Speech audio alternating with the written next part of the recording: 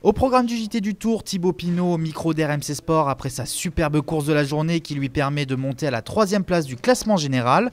L'analyse de Cyril Guimard sur la performance du Français, la réaction de Michael Rogers, vainqueur de la 16e étape, et gros plan sur les hôtesses du Tour de France. C'est sûr qu'il n'y a pas beaucoup de différence entre Valverde, mais après derrière ils sont pas loin non plus. Perrault est pas loin, Van Garderen a pris un peu de temps, donc j'ai fait une bonne opération aujourd'hui, mais c'est pas fini. Il faut que je continue à attaquer pendant les 2 jours qui restent. On le sentait venir depuis la planche des belles filles où il avait pris une très belle 2e place derrière Nibali. Dans la traversée des Alpes, il avait été présent tous les jours. Et hier, sur cette première étape pyrénéenne, il l'a marqué de son empreinte. Et surtout, il a démontré qu'il est peut-être le meilleur grimpeur de ce Tour de France. Il a mis en difficulté, y compris Bardet. Il a mis en difficulté Valverde. Nibali, on peut se poser la question lorsqu'il l'a décroché légèrement sur le final. Mais Nibali maîtrise parfaitement son sujet. La 16e étape du Tour de France entre Carcassonne et Bagnères de Luchon a vu la victoire de Michael Rogers. L'Australien devance Thomas Voeckler et Vissili Kyrienka. La réaction de Michael Rogers, vainqueur de l'étape. Tactiquement, il a fallu être subtil et bien suivre les 2 autres coureurs dans la descente. Puis j'ai accéléré et inversé le cours des choses. J'ai fait parler le métier et j'ai profité du travail des Europecars. Ça a été compliqué car j'avais affaire à 2 coureurs de la même équipe, Voeckler et Gauthier, mais j'ai réussi à sortir seul du groupe. Je voulais à tout prix remporter une étape du Tour.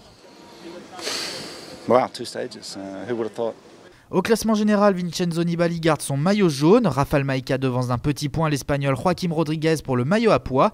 Peter Sagan reste en vert et Thibaut Pinot chipe le maillot blanc de meilleur jeune à Romain Bardet et le relègue à plus d'1 minute 30. Branle-bas de combat pour Sarah, la caravane ne va pas tarder à partir. Cette étudiante en Sciences Po a choisi d'être hôtesse sur le Tour pour la première fois. On n'est pas cantonné à rester dans des bureaux et à faire des stages super intellectuels entre guillemets. De son côté, Nina, 26 ans, en est à sa 5e grande boucle. Et c'est toujours avec le même enthousiasme qu'elle monte chaque matin dans sa 2 chevaux. La majorité du temps, on a le sourire parce qu'on est content d'être là. C'est une parenthèse un petit peu magique, le Tour de France. Au programme, distribution de goodies dans les règles de l'art. L'objectif, c'est que ça aille pas sur la route et que les gens les aient en main propre, mais sans se faire mal. Donc faut pas faire mal aux gens, il faut pas les mettre en danger. Pour Sarah et Nina, c'est véritablement le contact avec le public qui fait le charme de cette mission. On ne fait pas la potiche toute la journée plantée dans notre voiture. Au contraire, dès qu'on peut échanger, on le fait. On a l'impression qu'on a le Graal, on donne des petits moments de bonheur, c'est incroyable. Un échange qui pourtant parfois dérape. Certaines hôtesses racontent avoir reçu sur elles des canettes de bière, des balles de tennis et même de l'urine. C'est vrai que certains sont un peu déçus voilà, quand ils ne peuvent pas avoir leur petit cadeau. Donc bon, des fois, il y en a qui réagissent un petit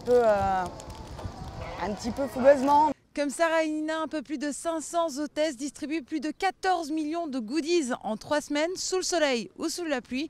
Le tout, c'est de s'équiper et de garder le sourire.